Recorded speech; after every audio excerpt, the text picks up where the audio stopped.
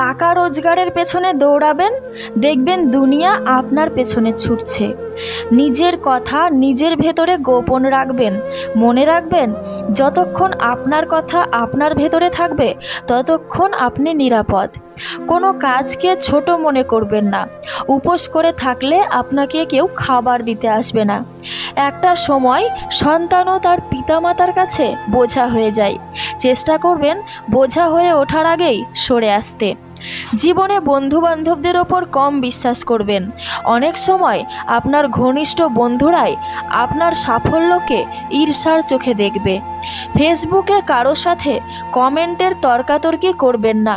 সেখানে তর্কাতর্কি করাটা এক ধরনের বোকামি, কারণ ফেসবুক হলো বর্তমান সময়ে ইন্টারনেটের ডাস্টবিন। মাঝে মাঝে শত্রুর সাথেও সুসম্পর্ক রাখার চেষ্টা করুন, কারণ এই দুনিয়ায় কায়দা করে বেঁচে থাকতে হয়। একটা মেয়ে তার বয়ফ্রেন্ডকে জিজ্ঞেস করলো, আচ্ছা, অন্য কারোর সাথে আমার বিয়ে হয়ে গেলে তুমি কি করবে? ছেলেটা উত্তর দিল, ভুলে যাব। ছেলেটার উত্তর শুনে মেয়েটা রাগে অন্যদিকে মুখ ঘোরালো। ছেলেটি আবার বলল, তুমিও আমাকে ভুলে যাবে। এটা সবচেয়ে বড় কথা। আমি যত দ্রুত তোমাকে ভুলে যাব তার চেয়েও বেশি দ্রুত তুমি আমাকে ভুলে যাবে। প্রেমিকা প্রশ্ন করলো, কীরকম? ছেলেটি বলতে শুরু করলো, মনে করো বিয়ের প্রথম 3 দিন তুমি এক ধরনের ঘোরের মধ্যে থাকবে। শরীরে গয়নার ভার, মুখে মেকআপের প্রলেপ, চারদিক থেকে ক্যামেরার ফ্ল্যাশ, মানুষের ভিড়। তুমি চাইলেও তখন আমার কথা মনে করতে পারবে না। আর আমি তখন তোমার বিয়ের খবর পেয়ে হয়তো কোনো বন্ধুর সাথে উল্টোপাল্টা কিছু খেয়ে পড়ে থাকবো। আর একটু একটু পর তোমাকে হৃদয়হীনা বলে গালি দেব। আবার পরক্ষণে পুরাতন স্মৃতির কথা মনে করে বন্ধুকে জড়িয়ে ধরে কাঁদবো। বিয়ের পরের দিন তোমার আরও ব্যস্ত সময় কাটবে। স্বামী আর মিষ্টির প্যাকেট এই দুটো হাতে নিয়ে তুমি বিভিন্ন আত্মীয় স্বজনের বাসায় ঘুরে বেড়াবে। আমার কথা তোমার হঠাৎ হঠাৎ মনে হবে, এই যেমন স্বামীর হাত ধরার সময়, একসাথে রিকশায় চড়ার সময়। আর আমি তখন ছন্নছাড়া হয়ে রাস্তায় ঘুরে বেড়াবো আর বন্ধুদের বলবো, বুঝলি বন্ধু, জীবনে প্রেম ভালোবাসা বলে কিছু নেই। পরের 1 মাসে তুমি হানিমুনে যাবে, নতুন বাসা পাবে, শপিং, ম্যাচিং, কত শত প্ল্যান, আর স্বামীর সাথে হালকা মিষ্টি ঝগড়া। তখন তুমি বিরাট সুখে। হঠাৎ আমার কথা মনে হলে ভাববে, আমার সাথে বিয়ে না হয়ে বোধহয় ভালোই হয়েছে। আমি ততদিনে বাপ মা, বন্ধু কিংবা বড় ভাইয়ের ঝাড়ি খেয়ে মোটামুটি সোজা হয়ে গিয়েছি। ঠিক করেছি কিছু একটা করতে হবে। তোমার চেয়ে একটা সুন্দরী মেয়ে বিয়ে করে তোমাকে দেখিয়ে দিতেই হবে। সবাইকে বলবো তোমাকে ভুলে গেছি, কিন্তু তখনও মাঝরাতে তোমার করা মেসেজগুলো বের করে পড়বো আর দীর্ঘশ্বাস ছাড়বো। বিয়ের 2 বছর পর তুমি আর কোনো প্রেমিকা বা নতুন বউ থাকবে না। তুমি তখন মা হয়ে গিয়েছো।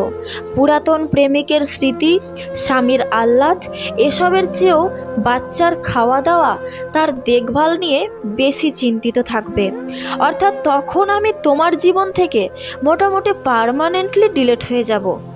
এদিকে আমিও একটা কাজ পেয়েছি, বিয়ের কথাও চলছে, মেয়েও পছন্দ হয়েছে। আমি এখন ভীষণ ব্যস্ত। এবার সত্যি আমি তোমাকে ভুলে গিয়েছি। শুধু রাস্তাঘাটে কোনো কাপল দেখলে তোমার কথা মনে পড়ে, কিন্তু তখন আর দীর্ঘশ্বাসও আসবে না। এতক্ষণ পর্যন্ত বলার পর ছেলেটা দেখলো প্রেমিকা ছলো ছলো চোখ নিয়ে তার দিকে তাকিয়ে আছে, মুখে কোনো কথা নেই। ছেলেটাও চুপচাপ। একটু পর প্রেমিকা বলল, তবে কি সেখানেই সব শেষ? ছেলেটা বলল, না, কোনো এক মন খারাপের রাতে তোমার স্বামী নাক ডেকে ঘুমাবে আর আমার বউও ব্যস্ত থাকবে নিজের ঘুমের দেশে। শুধু তোমার আর আমার চোখে ঘুম থাকবে না। সেদিন অতীত আমাদের দুজনকে নিঃশব্দে কাঁদাবে। সৃষ্টিকর্তা ছাড়া যে কান্নার কথা কেউ জানবে না, কেননা এটাই বাস্তবতা। ভালোবাসা সবার কাছে সমান না। কেউ ভাবে জাস্ট এনজয়, কেউ ভাবে টাইম পাস, আবার কেউ জীবন দিয়ে প্রমাণ করে দেয় যে ভালোবাসা কোনো ছেলে খেলা নয়।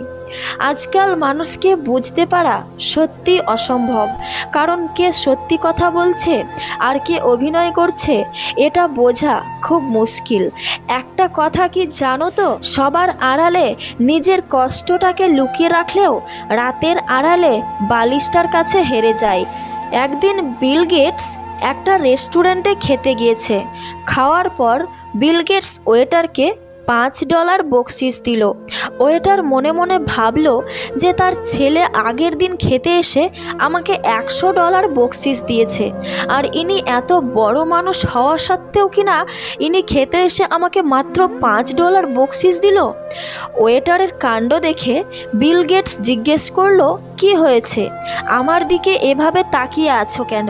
ওয়েটার বলল, স্যার, গতকাল আপনার ছেলে এইখানে নাস্তা করার পর আমাকে $100 বকশিস দিয়েছেন, আর আপনি তার বাবা এবং এত বড় ধনী মানুষ হয়ে আমাকে মাত্র $5 দিলেন।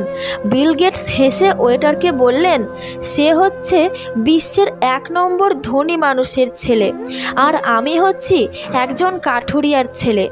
গল্প থেকে পাওয়া শিক্ষা, আমাদের অতীতকে কখনোই ভুলে যাওয়া উচিত নয়, কারণ এই অতীতই হচ্ছে একজন মানুষের সবচেয়ে ভালো শিক্ষক।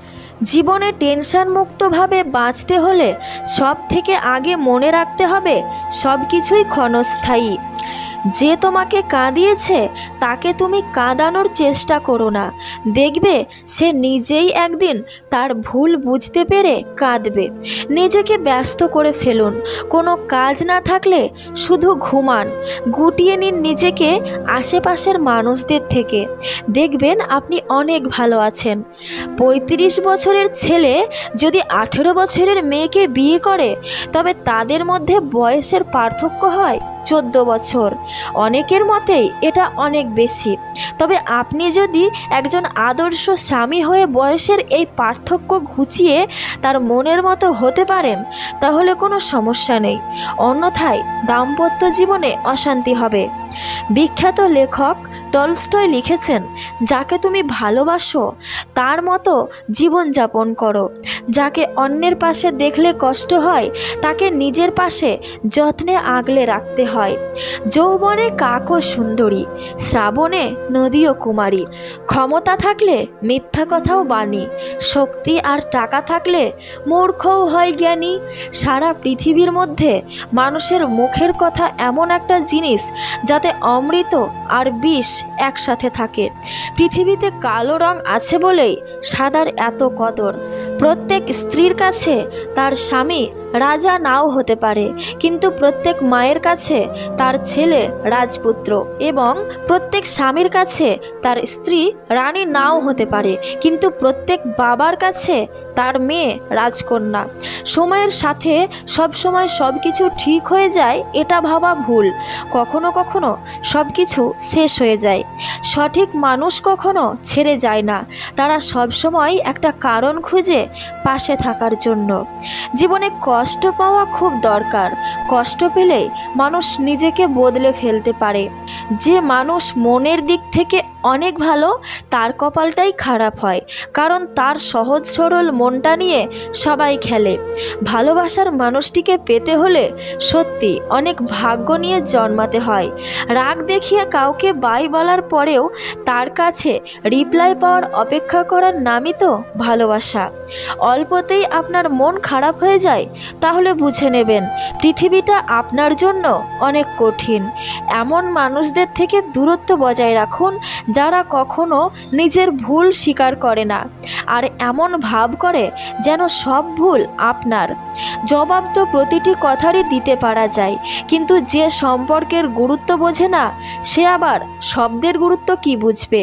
সব কথার জবাব দিতে নেই, সম্মান বাঁচাতে কখনো কখনো নীরবও থাকতে হয়।